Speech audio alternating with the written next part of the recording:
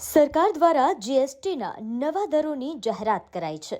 તે આગામી ઓક્ટોબર મહિનાથી અમલી બનવા જઈ રહ્યા છે, જેમાં ખેતી સાથે સંકળાયેલી ઘણી ચીજ વસ્તુઓ અને કૃષિ સાધનોના ભાવમાં ફરક પડવા જઈ રહ્યા છે. તો આવો જાણીએ કે કેવો ફરક પડશે.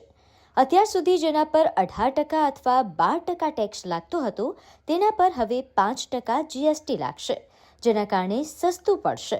ટ્રેક્ટરના ટાયર, સ્પેર પાર્ટ જે ખેડૂતોને મોંઘા પડતા હતા કારણ કે તેના પર 18% જીએસટી હતો, જે હવે નવા દરમાં 5% લાગશે. તેથી ખેડૂતોને ફાયદો થશે. તો ટ્રેક્ટરની વાત કરીએ તો તેના પર 12% જીએસટી હતો, જે હવે 5% લાગુ થશે, જેના કારણે ખૂબ સસ્તું પડશે.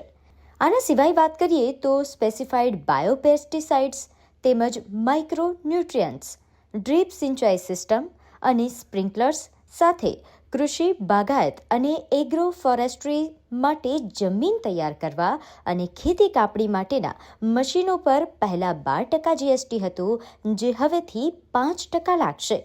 જય જવાન, જય કિસાન.